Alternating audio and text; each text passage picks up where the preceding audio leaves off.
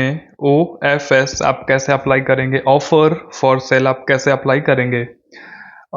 Simple, हम app में आते हैं। मैंने वैसे एक्सप्लोर में देखा तो अभी आपको कोई भी ऑफर फॉर सेल देखने को नहीं मिल रहा है।